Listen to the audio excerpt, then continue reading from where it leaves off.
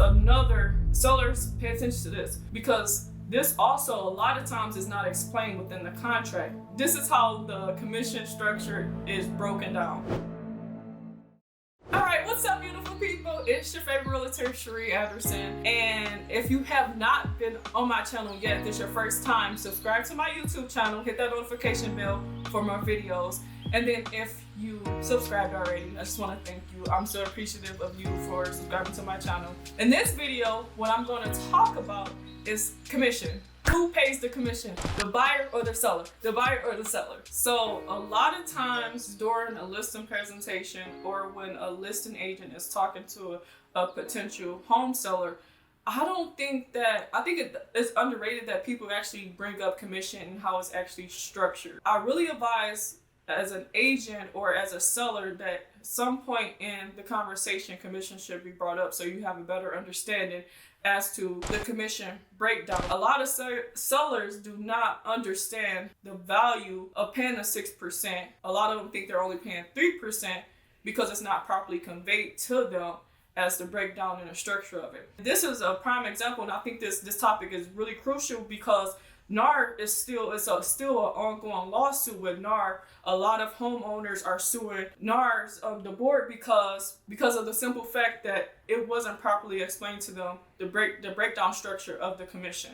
So I thought this video was important. This can educate sellers, this can educate buyers, because I often talk to buyers as well too. And buyers, they think that they have to pay the commission, because I oftentimes hear a buyer say, well, I'm paying you to do this, when technically it's the seller that pays my commission as a buyer agent. Okay, so back to the topic. Who pays the commission? The buyer or the seller? And it's the seller. The seller always pays the commission. What is fair or industry standard is that the seller will pay a 6% commission. Oftentimes I see a 5% commission, and honestly, agents that really don't have a backbone will go as low as 3%. I don't know why, honestly. I'm sorry, disregard I said that. But on a serious note, this is how the commission structure is broken down. So the 6% is split between both the buyer agent and the selling agent. So both get 3%. And then what a lot of homeowners and sellers do not understand is that 3% is often split with their brokerage. So let's just say, use me as an example. Before I can cap, there's a split of 20-80.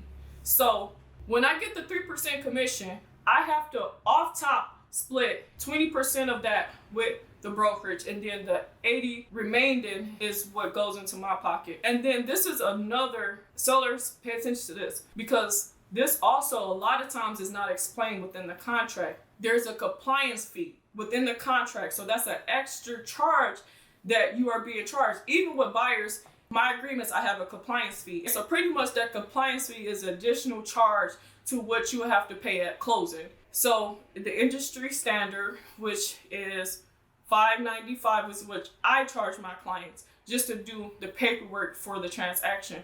Because a lot of times you don't see what goes on behind the scene when it comes to coordinated deals, coordinating the inspector, getting the lender to be on board with the title company. There's so many things involved the back end.